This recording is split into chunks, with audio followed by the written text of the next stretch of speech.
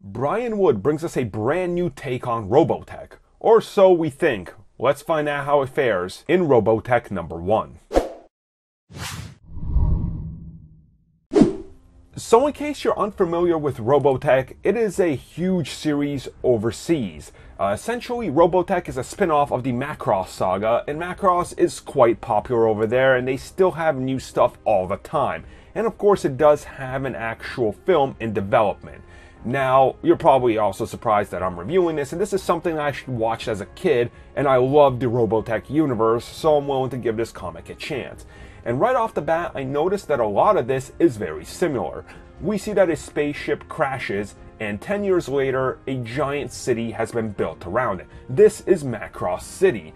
Now, of course, if you're wondering how there's going to be such a thing like invading aliens, well, the ship explains that, but also why there is like transforming airplanes, well, that's what the alien ship is there for. They're kind of using its tech and basing their technology on it. Now, at the edge of the universe, somewhere in space, we see a bunch of alien spaceships are closing in on Earth. And everything is going alright, you can say, up until a massive attack just so happens to hit Earth. A bunch of robots are all showing up, and it's time for everybody to get in their planes and start attacking. Unfortunately, yeah, we always have that rookie. You know, the rookie who thinks he should do everything, but he can't. He gets into one of them, he jumps into action, and everything looks like it's probably going to go a little bit worse than what we expected.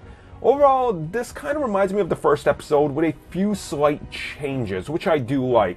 I like that Rick is in here because honestly he was a very cool character. I like some of the family dynamics I'm going to play between the two brothers that are in it, which is like one is the, all-star pilot, the other one is he thinks he's the all-star, but we don't know how that's going to shake out. And of course we have the supporting cast, which we don't really know right now, but I assume it's going to take a few issues for us to get used to them. Overall, I really did enjoy it, and I love the art. I think it suits the comic well, and I can't wait to see where it goes on from here. I did honestly expect the art to be a little bit more anime, and I'm surprised it's not, but I guess they're trying to attract people like me that don't really watch anime anymore, so it's probably working in that regard. I would give this one a 7.5 out of 10.